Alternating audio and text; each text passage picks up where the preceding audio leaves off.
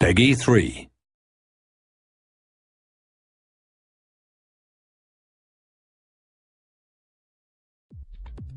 Welcome to this video on overlapping runs.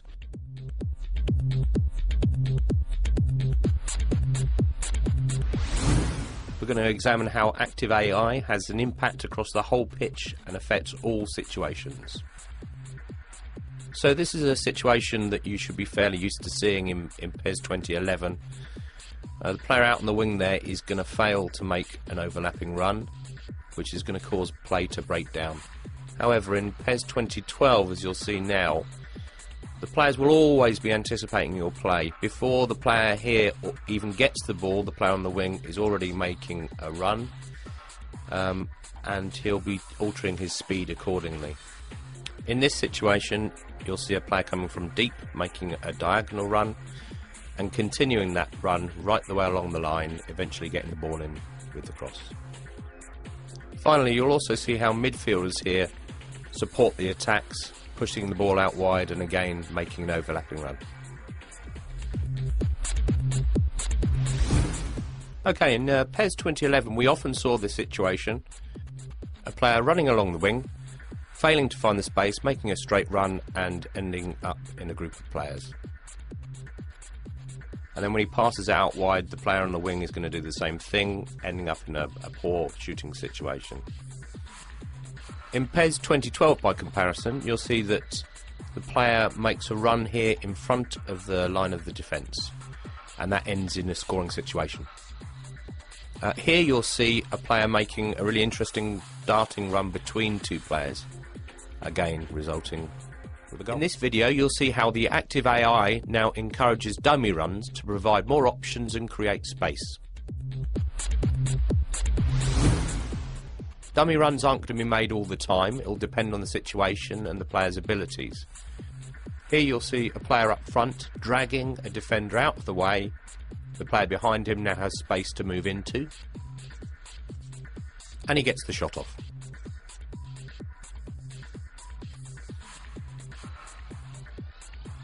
Here again you'll see the support striker making a run to drag players out of the way, and in this case he's going to leave space for the pass to be made into. Take a look at how the active AI affects all situations and how that extends into defending. In PES 2011 you'll see here when we stop the video that the formation of teams at times could be really haphazard. You'll see here that the space in between the defensive line and the midfield line is far too big, allowing the player to drift into the space, get a shot off. In PES 2012 we're going to pause the action here, and you should be able to see that the communication between the defensive and the midfield lines is much better.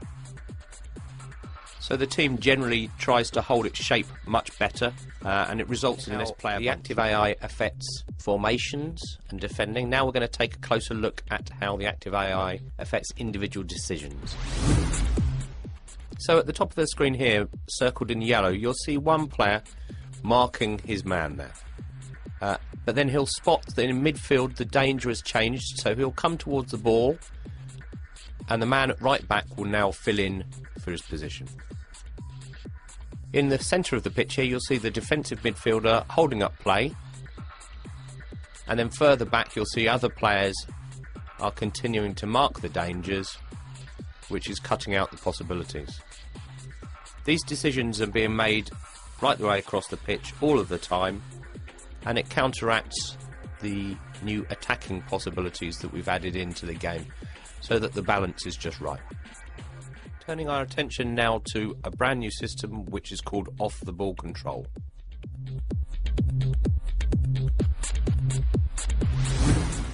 In the past we've made piecemeal improvements to throw-ins or penalties rather than making sweeping changes. In this situation you'll see the throw-ins that are affected, but it also affects every dead ball situation that you're in. It encourages you to pick a man and try and make space. Here we're going to move on to a regular free kick.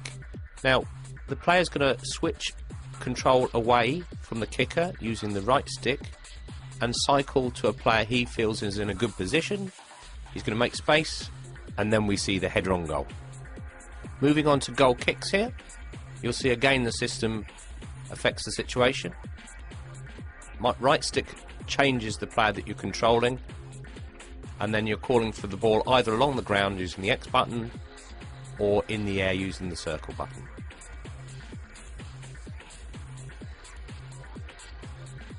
Here we see the system being used for a corner situation.